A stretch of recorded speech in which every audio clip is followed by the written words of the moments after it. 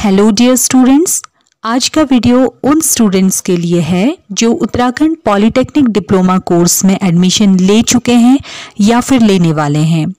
ये एक most awaited video है जिसमें मैं कुछ इम्पॉर्टेंट टॉपिक्स के बारे में बात करने वाली हूँ। वीडियो में आगे बढ़ने से पहले आपसे ये रिक्वेस्ट है कि इस वीडियो को सारे स्टूडेंट्स के साथ शेयर कीजिए और अपने उन सारे जानने वालों के साथ शेयर कीजिए जो उत्तराखंड पॉलिटेक्निक डिप्लोमा कोर्स में एडमिशन लेने वाले हैं, क्योंकि ये टॉपिक्स आपके लिए आगे बहुत इम्पॉर्टेंट प्रूफ होने वाले हैं। तो स्टार्ट करते हैं आज का वीडियो। तो पहला स्टूडेंट्स का क्वेश्चन है कि कॉलेज कब खुलेगा। हम एडमिशन तो ले चुके हैं लेकिन कॉलेज कब खुलेगा। जैसा आप लोगों को मालूम है कि फ़िलहाल कोविड-19 के चलते पिछले 7-8 महीने से स्कूल कॉलेजेस सब बंद हैं। इसी वजह से अभी कॉलेजेस बंद हैं। पॉलिटेक्निक सेकेंड ईयर और फाइनल ईयर स्टूडेंट्स की ऑनलाइन क्लासेस चल रही हैं, लेकिन फर्स्ट ईयर के स्टूडेंट्स का जो सेशन अगस्त सितंबर में स्टार्ट होता था वो अभी नवंबर तक भी शुरू नहीं हो पाया है। प्रक्रिया एडमिशन की अभी चल ही रही है। तो कॉलेजेस को खोलने के बारे में एसओपी तैयार की जा रही है और उम्मीद है कि नवंबर में क्लासेस स्टार्ट हो जाएंगी। इस बार ऐसी संभावना है कि कॉलेज आने की बाध्यता नहीं होगी, ये स्टूडेंट्स की अपनी इच्छा पर निर्भर करेगा और 75% अटेंडेंस की भी बाध्यता नहीं रहेगी, ऐसी संभावना है। बाकी कुछ क्लियर गाइडलाइंस तभी मालूम चलेंगी जब कॉलेज खोलने की एसओपी रिलीज होगी। तो उम्मीद है कि नवंबर में आप लोगों का कॉलेज खुल जाएगा। दूसरा क्वेश्चन स्टूडेंट्स का है कि हॉस्टल कैसे मिलेगा। देखिए, हॉस्टल के लिए आपको जिस कॉलेज में एडमिशन मिला है वहीं पर आपको बात करनी होगी। अभी फ़िलहाल आपको उस कॉलेज में जाना नहीं पड़ा, डॉक्यूमेंट वेरिफिकेशन आपने अपने नियरेस्ट कॉलेज में करवाए हैं। तो ज़्यादातर कॉलेजेस की ये पॉलिसी है कि जब कॉलेज ओपन होगा, जब स्टूडेंट्स का वहाँ पर आना शुरू होगा, तभी हॉस्टल के लिए प्रोसीजर स्टार्ट किया जाएगा। तो आप तब जब कॉलेज जाएंगे एक एप्लीकेशन लिखेंगे कि आप हॉस्टल पर रहना चाहते हैं और उसके बाद आपको हॉस्टल अलॉट होगा। आप अगर देना चाहें तो अपने कॉलेज की ईमेल आईडी पर आप गूगल से अपने कॉलेज की वेबसाइट पर जाकर ईमेल आईडी देख सकते हैं। आप ईमेल आईडी पर एक हॉस्टल अवेलेबल कराने की एप्लीकेशन भेज सकते हैं चाहें तो। अदरवाइज जब आपका कॉलेज खुलेगा तभी आपका इसके बारे में आपको अपनी तरफ से स्टेप लेना होगा। तीसरी बात, बहुत ही इम्पॉर्टेंट टॉपिक पर अब हम आते हैं कि क्या आपके सब्जेक्ट्स होंगे, कौन सी बुक्स आपको लेनी होंगी, क्या आपका सिलेबस होगा। तो इस चीज़ को जानने के लिए आप ध्यान में रख लीजिए 3 इम्पॉर्टेंट वेबसाइट्स जो अगले 3 साल आपके लिए बहुत काम आने वाली है। पहली वेबसाइट्स आप जानते हैं www.ubter.in।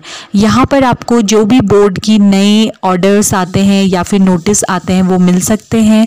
एक और वेबसाइट है ubterex.in। यहाँ पर आपको एग्ज़ाम से रिलेटेड इम्पॉर्टेंट नोटिफिकेशंस मिलते हैं। और तीसरी वेबसाइट है irdt.uttarakhand.org.in। इन तीनों वेबसाइट्स के लिंक आपको नीचे डिस्क्रिप्शन बॉक्स में मिल जाएंगे।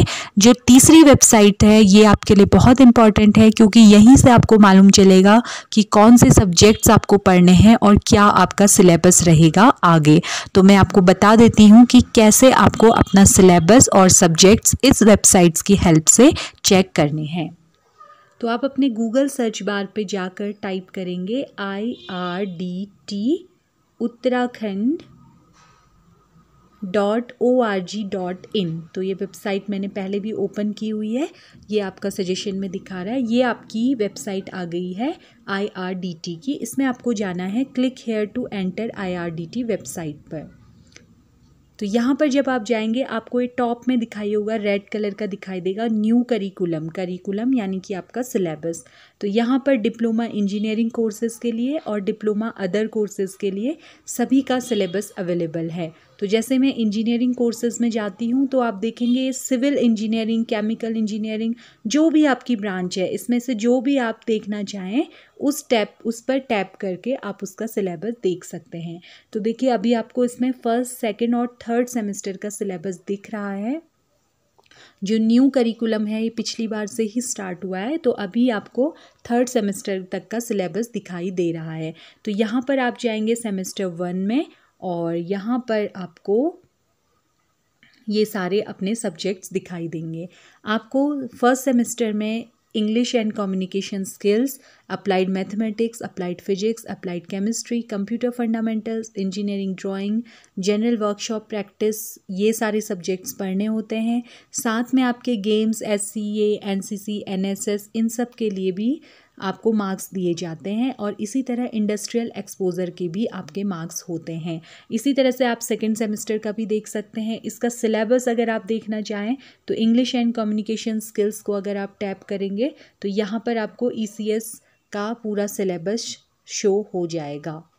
तो ये देखिए इसका पूरा सिलेबस आपको दिखाई दे रहा है। ये इसके चैप्टर्स हैं। फर्स्ट चैप्टर है रीडिंग स्किल्स। जब आप नीचे जाएंगे तो इसका सिलेबस आपको शो हो जाएगा। इसी तरह से राइटिंग स्किल्स में जाएंगे तो इसका सिलेबस शो हो जाएगा। तो इस तरह से आप अपने सारे सब्जेक्ट्स, किसी भी ब्रांच के किसी भी सब्जेक्ट का सिलेबस चेक कर सकते हैं। नीचे आपको यहाँ पर दिख रहा होगा इवैल्यूएशन स्कीम। तो यहाँ पर को आपको हर सेमेस्टर की इवैल्यूएशन स्कीम दिखाई देगी, यानी कि आपकी मार्किंग किस तरह से होती है। देखिए पॉलिटेक्निक में इंटरनल इवैल्यूएशन का बहुत बड़ा रोल होता है। टोटल 320 मार्क्स आपको इंटरनल मार्क्स मिलते हैं और 1000 मार्क्स का कुल आपका सेमेस्टर होता है। 1000 मार्क्स में से आपको टोटल मार्क्स गिवन होते हैं। इस 1000 में से 320 आपको इंटरनल मार्क्स मिलते हैं आपके कॉलेज की तरफ से, जो आपके class test, mid term exam, assignments और आपकी एक्स्ट्रा करिकुलर एक्टिविटीज़, आपके डिसिप्लिन, इन सारी चीज़ों पर डिपेंड करते हैं। तो आपको बहुत ज़्यादा ध्यान देना है, आपको डिसिप्लिन रहना है, साथ ही अपने कॉलेज की को करिकुलर एक्टिविटीज़ में भी पार्टिसिपेट करना है। इन सब चीज़ों का बहुत फ़र्क पड़ता है आपके इंटरनल मार्क्स पर। बाकी बचे हुए मार्क्स जो होते हैं 680 मार्क्स, वो एक्सटर्नल इवैल्यूएशन यानी कि जो आपका फाइनल एग्ज़ाम होता है उसमें आपको मिलते हैं। तो इस तरह से आप अपना सिलेबस और अपने सब्जेक्ट्स चेक कर सकते हैं। जहाँ तक बुक्स की बात है, सार्थक पब्लिकेशन, BBP पब्लिकेशन और ईगल पब्लिकेशन, ये सारी बुक्स पूरे सब्जेक्ट्स को कवर करती हैं। कुछ बुक्स आपको अपने कॉलेज की लाइब्रेरी से भी अलॉट हो जाती हैं। हम बात करेंगे आपके एग्ज़ाम्स किस तरह से होते हैं इस बारे में। देखिए पॉलिटेक्निक डिप्लोमा कोर्स 3 साल ड्यूरेशन का एक कोर्स होता है। लेटरल एंट्री वाले स्टूडेंट्स के लिए डायरेक्ट सेकेंड ईयर में एडमिशन होता है तो उनके लिए ड्यूरेशन 2 इयर्स की रहती है। यहाँ पर आपका सेमेस्टर सिस्टम चलता है, यानी कि हर 6 महीने में आपके सेमेस्टर एग्ज़ाम होते हैं और इसी बीच आपके हर 3 या 4 मंथ्स में मिड टर्म एग्ज़ाम्स होते हैं। इंजीनियरिंग ग्रुप के लिए, फार्मेसी ग्रुप में एनुअल इवैल्यूएशन स्कीम चलती है, वहाँ पर एनुअल एग्ज़ाम होते हैं, जबकि इंजीनियरिंग ग्रुप में सेमेस्टर एग्ज़ाम होते हैं। ठीक है, तो इंजीनियरिंग ग्रुप में पूरे साल में 2 semester exam, 2 mid term exam, इसके अलावा क्लास टेस्ट, असाइनमेंट्स वगैरह होते हैं। जबकि फार्मेसी ग्रुप में साल में 1 बार एनुअल एग्ज़ाम और 1 बार आपके मिड टर्म एग्ज़ाम होते हैं। एग्ज़ाम में इवैल्यूएशन स्कीम के बारे में मैंने आपको पहले बताया और सिलेबस सब्जेक्ट भी बताया कि आप कैसे चेक कर सकते हैं। एक और ख़ास बात मैं यहाँ पर करना चाहती हूँ कि आप में से कुछ स्टूडेंट्स ने मुझसे पूछा कि क्या हम पास हो जाएंगे, क्या हम ये डिप्लोमा कर पाएंगे। तो मैं आपको बताना चाहती हूँ कि ज़्यादातर जो इसका सिलेबस होता है फर्स्ट ईयर का, वो इंटरमीडिएट पर बेस्ड होता है। अगर आपने अपना इंटरमीडिएट अच्छी तरह से किया है तो आपको यहाँ पर बहुत आसानी होगी, लेकिन अगर आपने वहाँ पर सिंसियरली नहीं पढ़ा है या फिर आप 10th से आए हैं तो आपको थोड़ी ज़्यादा मेहनत की ज़रूरत है। लेकिन ये काफ़ी मायने में इंटरमीडिएट से ज़्यादा आसान है, क्योंकि यहाँ पर आपको केवल अप्लाइड मैथमेटिक्स या अप्लाइड सब्जेक्ट्स पढ़ने होते हैं, तो बेसिक नॉलेज आपको पढ़नी होती है।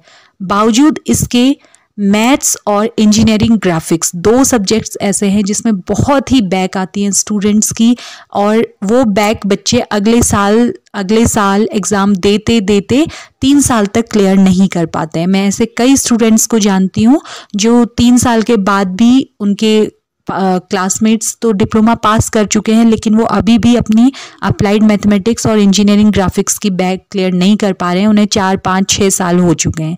तो इंजीनियरिंग ग्राफिक्स और अप्लाइड मैथमेटिक्स जो कि नॉन मैथमेटिक्स बैकग्राउंड के स्टूडेंट्स हैं उनके लिए, और इंजीनियरिंग ग्राफिक्स सभी स्टूडेंट्स के लिए ऐसा सब्जेक्ट्स है जिसमें आपको ज़्यादा मेहनत करनी है और कोशिश करनी है कि इनमें आपकी कोई बैक ना आए, क्योंकि अगर ये बैक आपकी फर्स्ट सेमेस्टर या सेकेंड सेमेस्टर में आती है तो आगे आपको काफ़ी दिक्कत होगी, क्योंकि नए सब्जेक्ट्स आते जाते हैं और फिर इन्हें कवर करना काफ़ी मुश्किल हो जाता है।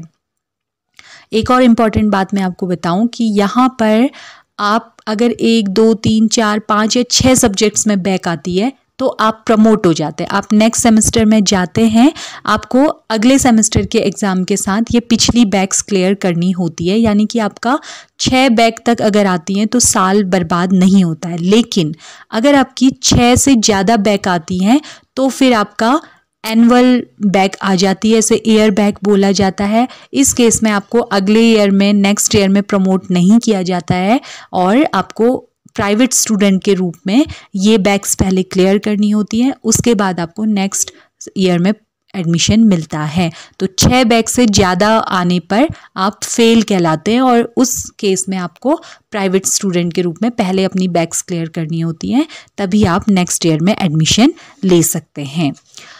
अगली बात है स्कॉलरशिप्स क्या क्या यहाँ पर मिलती हैं। देखिए, समाज कल्याण विभाग की तरफ से SC, ST, OBC और EBC इकोनॉमिकली बैकवर्ड क्लासेस के लिए स्कॉलरशिप दी जाती है, जिसके तहत आपको अपनी ट्यूशन फ़ी रिटर्न हो जाती है जो 8000 रुपीज़ है।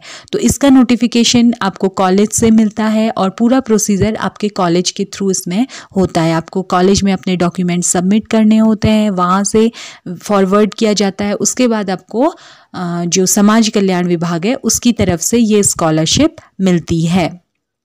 इसके अलावा जनरल कैटेगरी के स्टूडेंट्स के लिए AICTE की तरफ से काफ़ी स्कॉलरशिप्स आती हैं। एक प्रगति स्कॉलरशिप आती है, जो ये स्कॉलरशिप्स मेरिट के बेस पर दी जाती हैं। जो स्टूडेंट्स अच्छी रैंक या अच्छे परसेंटेज जिनके होते हैं उन्हें ये स्कॉलरशिप्स दी जाती है।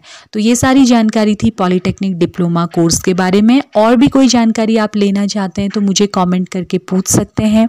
स्टूडेंट्स, इस वीडियो के माध्यम से मैं आप लोगों को एक और बात बताना चाहती हूँ कि इस चैनल का जो मकसद है वो आप सभी का पर्सनैलिटी डेवलपमेंट करना भी है। आप अपने डिप्लोमा कोर्स में अच्छे मार्क्स लाएं। इसके साथ साथ मैं ये चाहती हूँ कि आप हर फील्ड में अपना पूरा ग्रूमिंग आपकी हो, आपका हर प्रतिभा, हर टैलेंट उभर कर सामने आए। तो मैं कोशिश करूँगी कि किस तरह से आपको इन सारे फील्ड्स में भी हेल्प कर पाऊँ। आप लोग मुझे कमेंट करके सजेशन भी दे सकते हैं। तो मिलेंगे हम नेक्स्ट वीडियो में। Thanks for watching the video.